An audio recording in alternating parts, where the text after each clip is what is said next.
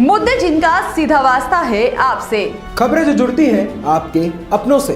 आपके क्षेत्र की हर छोटी बड़ी खबरें देखिए उत्तर प्रदेश न्यूज आपकी आवाज पहुंचाते हैं जिम्मेदारों तक।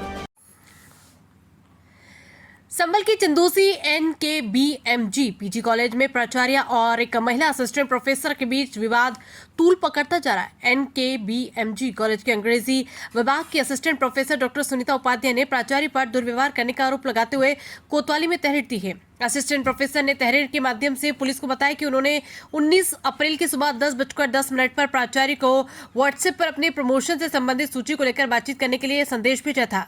इसके बाद वो प्राचार्य की अनुमति लेकर उनके कक्ष में पहुंची। जैसे ही उन्होंने प्राचार्य से अपने प्रमोशन की बात शुरू की, इसी बात पर प्राचार्य भड़क गई और कक्ष से बाहर निकलने को कहा। इसके बाद वो प्राचार्य से कक्ष से चली गई। कुछ देर बाद असिस्टेंट प्रोफेसर अपने कार्यालय के बाहर किसी काम से आई तो वहां प्राचार्य मिल गई। आरोपी के प्राचार्य ने उन्हें रोक लिया और अभद्रता करते हुए उनका वेतन रोकने की बात कही। असिस्टेंट प्रोफेसर का आरोप है कि 26 अप्रैल की दोपहर 12:10 पर प्राचार्य ने उन्हें अपने कक्ष में बुलाया। वहां पर असिस्टेंट प्रोफेसर ने फिर से प्रमोशन की बात की तो प्राचार्य ने उनका प्रमोशन न होने देने व उनका करियर बर्बाद कर देने की धमकी दी और अभद्रता करना शुरू कर दी। विरोध करने पर प्राचार्य ने उनके बाल पकड़कर नीचे गिरा दिया और घसीट दिया, जिससे उन्हें 112 पुलिस बुला ली। इसके बाद 3 मई की दोपहर 12:35 पर वो प्राचार्य से अनुमति लेकर उनके कक्ष में गई। आरोपी की प्राचार्य ने उन्हें देखते ही अपशब्दों का प्रयोग किया और उन्हें अपने कक्ष से जाने को कहा। आरोपी की प्राचार्य ने उनसे हाथापाई की और उन्हें जान से मारने की धमकी भी दी। इसके बाद वो छुट्टी लेकर अपने घर चली गई। शुक्रवार को महाविद्यालय पहुंचने पर उन्होंने कोतवाली पहुंचकर तहरीर देकर कार्रवाई की मांग की। इस मामले में पूर्व में प्राचार्य की ओर से भी असिस्टेंट प्रोफेसर के खिलाफ कोतवाली में तहरीर दी गई थी।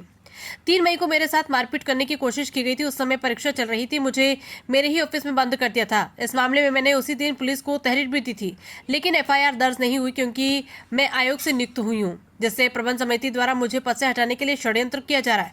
वहीं इस पूरे मामले पर अलका रानी अग्रवाल प्राचार्य NKBMG पीजी कॉलेज ने उनका पक्ष जानने को कहा तो उन्हीं ने अपना पक्ष रखने से मना कर दिया। संभल से मुबारक अली की रिपोर्ट। आज मैम पे जो आरोप लगे हैं कि मैम मौजूद नहीं थी कॉलेज में, जांच कमेटी आई थी इस समय, तो मैम कहाँ थी उस समय? हाँ, 2 बजे के आसपास हम लोग हॉस्पिटल से आए मैडम को लेके। मैडम बीमार हो गई थी तो हॉस्पिटल में थे, सरकारी हॉस्पिटल जो है वहाँ की CCTV फुटेज में भी हम लोग हैं, तो वहाँ भी आप देख सकते हैं। कॉलेज में किस समय आप लोग आए? 2 बजे के आसपास हमारी एंट्री हुई है। हाँ, मैम मेरे साथ थी और मैडम जैसे गाड़ी से उतरी है तुरंत वो प्रिंसिपल ऑफिस में गई है जांच कमेटी के समक्ष। जांच कमेटी ने जो रिपोर्ट लगाई है वो क्या लगाई है? अनुपस्थित रही। जांच कमेटी के समक्ष वो उपस्थिति नहीं हुई है। क्या नाम है आपका? डॉक्टर शीतल गहलोत। किस विभाग से हैं आप? समाजशास्त्र विभाग से। आपका विभा सिंह। कहाँ पर आप कार्यरत हैं? ये NKBMG पीजी कॉलेज में। आज बताया जा रहा है जांच कमेटी आई थी, किसी टीचर का कोई मामला था, क्या नाम है उन टीचर का? डॉक्टर सुनीता उपाध्याय। क्या हुआ था? मैम का मामला कुछ उनकी फाइल को लेकर के था, तो मैम की तबीयत खराब हो गई थी। आज जांच कमेटी आनी थी महाविद्यालय में। हम मैम को भी कोई सूचना नहीं थी, हम लोग को भी कोई सूचना नहीं थी। अचानक से मैडम की तबीयत खराब होती है तो शीतल मैडम है साथ में, वो प्रिंसिपल मैम से इजाजत लेकर के मैं, शीतल मैम और सुनीता मैम हॉस्पिटल जाते हैं। किसको लेके जाते हैं? सुनीता मैडम को। फिर हम लोग 2 बजे के लगभग कॉलेज में वापस आते हैं तो ये पता लगता है कि जांच कमेटी आई हुई है।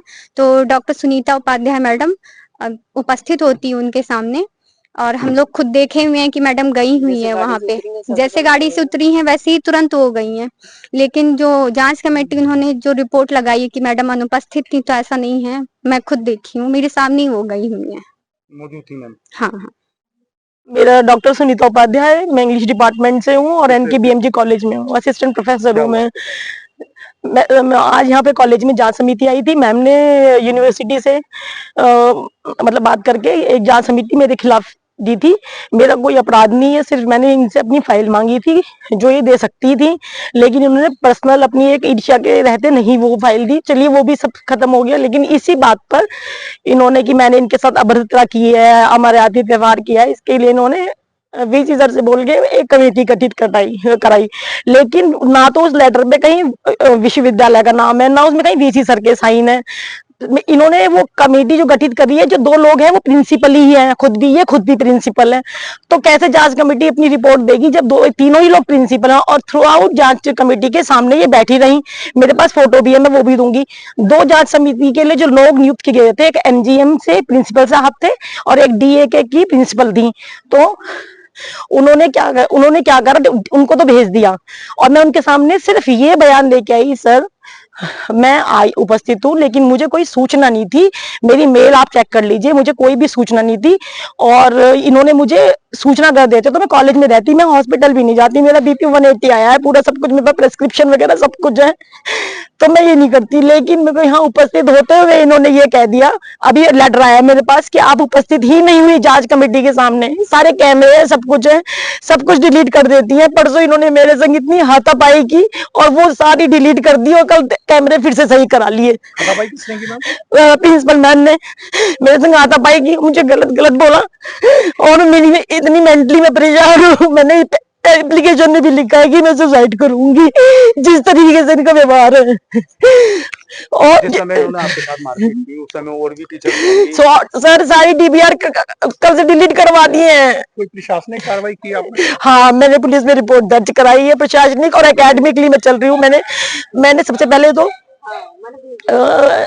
26 तारीख को ही पुलिस को बुलाया था, क्योंकि उस दिन बीनू ने मुझसे बहुत बदतमीजी की थी। बीनू 26 तारीख को मैंने मतलब वर्बल 112 पे रिपोर्ट की थी कि मैं अकेली हूँ और मैं बहुत भयाक्रांत फील कर रही हूँ अपने आप को।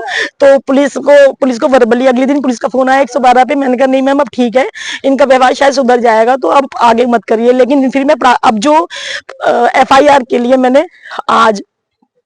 मैंने सीओ को भी और उनको भी मैंने FIR दी। हाँ, लिखित प्रार्थना पत्र दिया है, क्योंकि मैं खुद इतनी डरी हुई हूँ। जांच कमेटी के 2 सदस्य हैं, उनमें से एक बीच में से चला जाता है। मैडम अपने ड्राइवर को बराबर में बिठाकर जांच समिति की रिपोर्ट लिख रही है, स्टेटमेंट लिख रही है।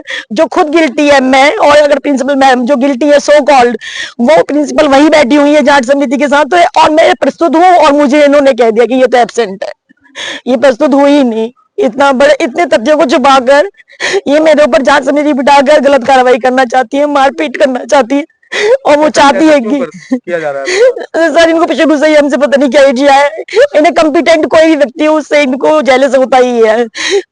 किसी भी कमेटी में, कॉलेज की किसी भी कार्य में ये मेरे को हस्तक्षेप करने ही नहीं देती, क्योंकि इन्हें लगता है इनकी बात पता चल जाएगी, सारी इनकी जितनी भी चीजें हैं वो हम लोगों को पता चल जाएगी। आपको कितना समय हो गया? मेरे को 5 साल हो गए सर।